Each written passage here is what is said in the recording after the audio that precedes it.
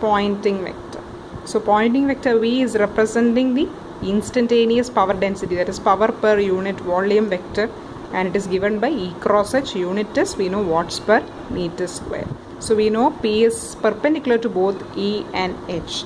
So now we are going to consider it in the real and complex plane. So consider E of Z. Let E of Z is equal to E naught into e raised to minus alpha Z cos omega t minus beta Z ax. It is along the x direction. And hz of t is equal to h naught e raised to minus alpha Z cos omega t minus beta Z minus theta eta. This symbol is eta. Theta eta along the y direction.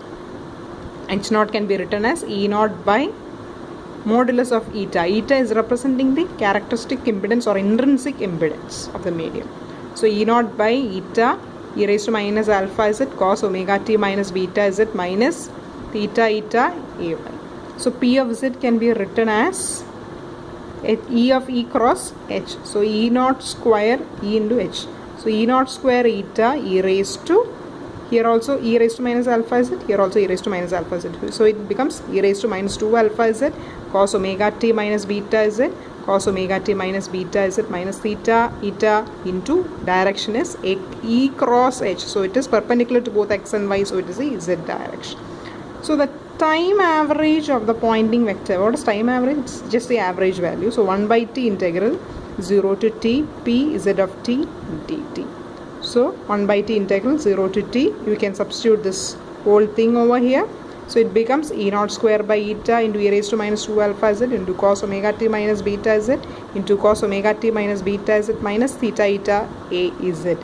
Now this is cos A cos B. So we know 2 cos A cos B is equal to cos A plus B plus cos A minus B. So substituting for that, we get this equation reduces to P average is equal to 1 by t integral 0 to t E naught square by eta e raised to minus 2 alpha Z into 1 by 2 cos A plus B. So it becomes cos 2 omega t minus 2 beta Z minus theta eta plus cos A minus B. So subtracting these two terms, you get theta n along the AZ direction.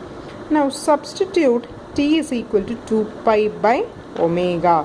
So when you substitute this and integrate, you have an omega t term over here.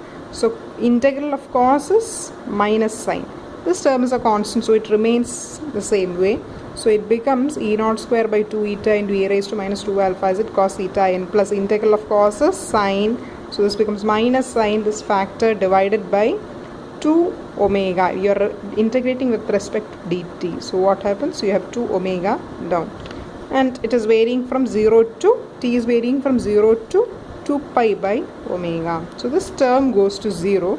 So what remains is E naught square by 2 eta e raised to minus 2 alpha Z cos theta n a Z.